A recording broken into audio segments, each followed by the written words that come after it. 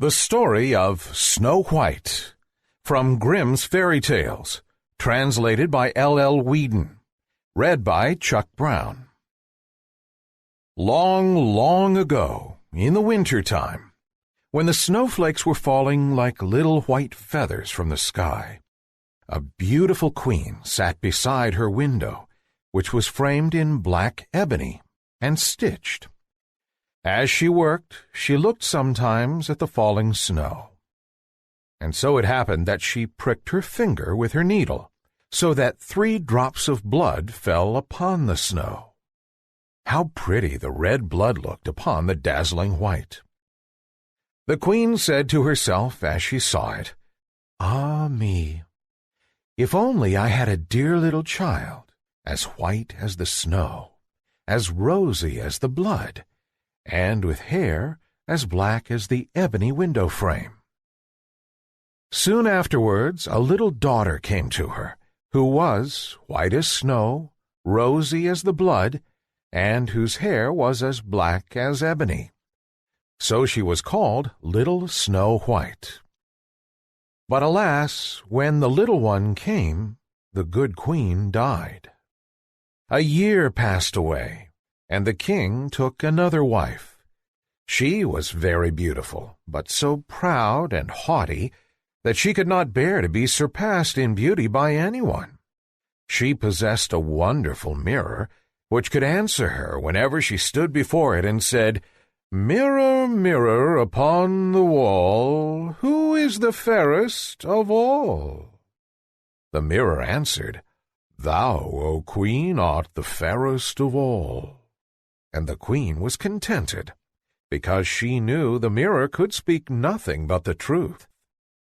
But as time passed on, Little Snow White grew more and more beautiful, until when she was 7 years old, she was as lovely as the bright day, and still more lovely than the queen herself.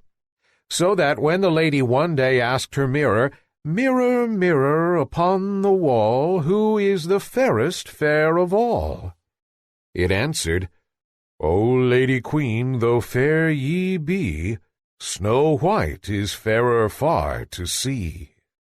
The queen was horrified, and from that moment envy and pride grew in her heart like rank weeds, until one day she called a huntsman and said, "Take the child away into the woods and kill her, for I can no longer bear the sight of her.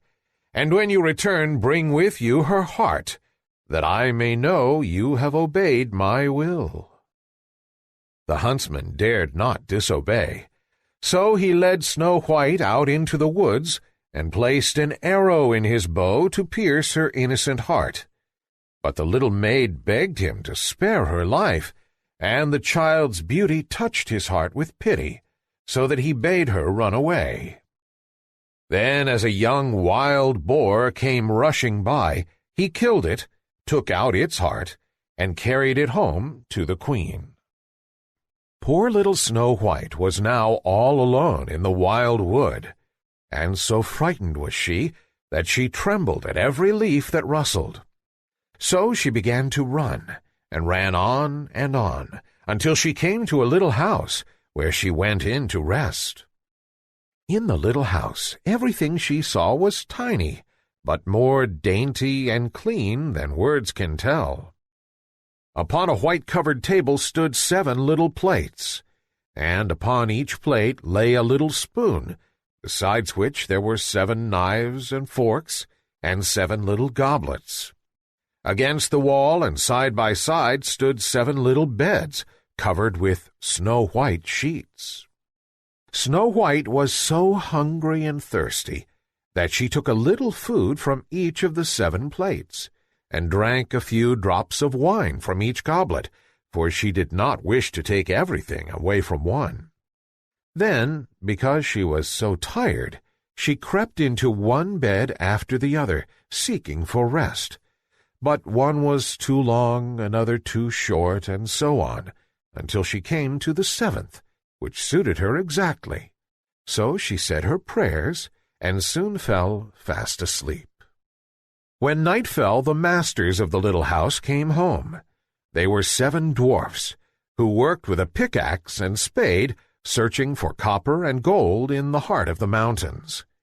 They lit their 7 candles, and then saw that someone had been to visit them. The first said, "Who's been sitting on my chair?"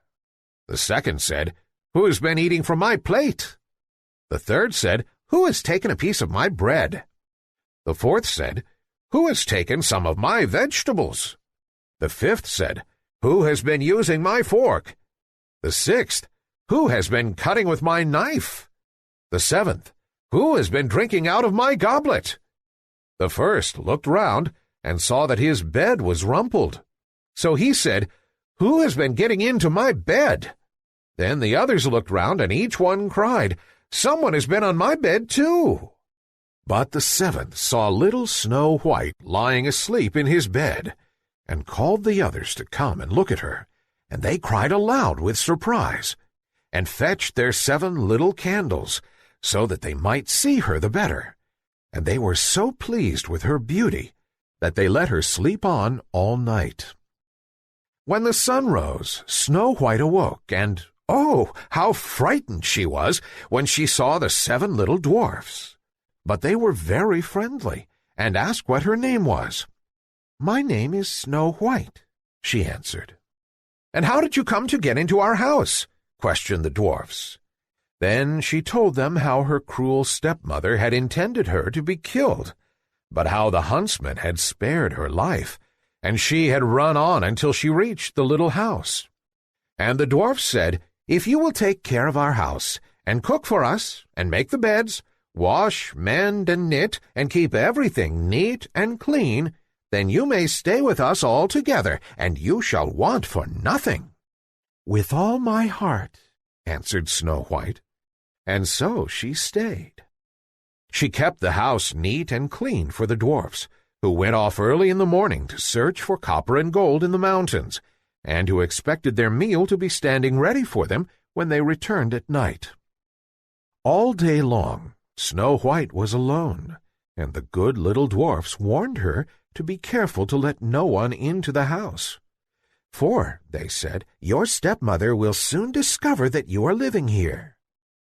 The queen, believing, of course, that Snow White was dead, and that therefore she was again the most beautiful lady in the land, went to her mirror and said, "Mirror, mirror, upon the wall, who is the fairest fair of all?"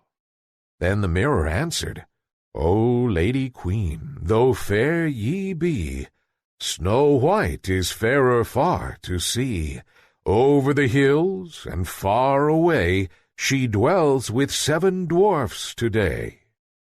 How angry she was, for she knew that the mirror spoke the truth, and that the huntsman must have deceived her. She thought and thought how she might kill Snow White, for she knew she would have neither rest nor peace until she really was the most beautiful lady in the land. At length, she decided what to do. She painted her face and dressed herself like an old peddler woman, so that no one could recognize her, and in this disguise she climbed the 7 mountains that lay between her and the dwarf's house, and knocked at their door and cried, "Good wares to sell very cheap today." Snow White peeped from the window and said, "Good day, good wife, and what are your wares?" "All sorts of pretty things, my dear," answered the woman. "Silken laces of every color." And she held up a bright-colored one, made of plaited silks. "Surely I might let this honest old woman come in," thought Snow White, and unbolted the door and bought the pretty lace. "Dear, dear, what a figure you are, child," said the old woman. "Come, let me lace you properly for once." Snow White had no suspicious thoughts, so she placed herself in front of the old woman that she might fasten her dress with the new silk lace. But in less than no time the wicked creature had laced her so tightly that she could not breathe, but fell down upon the ground as though she were dead. "Now," said the queen, "I am once more the most beautiful lady in the land." And she went away. When the dwarfs came home, they were very grieved to find their dear little Snow White lying upon the ground as though she were dead. They lifted her gently, and seeing that she was too tightly laced, they cut the silken cord, when she drew a long breath, and then gradually came back to life. When the dwarfs heard all that had happened, they said, "The peddler woman was certainly the wicked queen. Now take care in the future that you open the door to none when we are not with you." The wicked queen had no sooner reached home than she went to her mirror and said, "Mirror, mirror upon the wall, who is the fairest fair of all?" And the mirror answered as before, "O Lady Queen, though fair ye be, Snow White is fairer far to see. Over the hills and far away, she dwells with 7 dwarfs today." The blood rushed to her face as she heard these words, for she knew that Snow White must have come to life again. "But I will manage to put an end to her yet," she said. And then, by means of her magic, she made a poisonous comb. Again she disguised herself, climbed the 7 mountains, and knocked at the door of the 7 dwarfs' cottage, crying, "Good wares to sell very cheap today." Snow White looked out of the window and said, "Go away, good woman, for I dare not let you in." "Surely you can look at my goods," answered the woman, and held up the poisonous comb, which pleased Snow White so well that she opened the door and bought it. "Come, let me comb your hair in the newest way," said the woman, and the poor unsuspicious child let her have her way.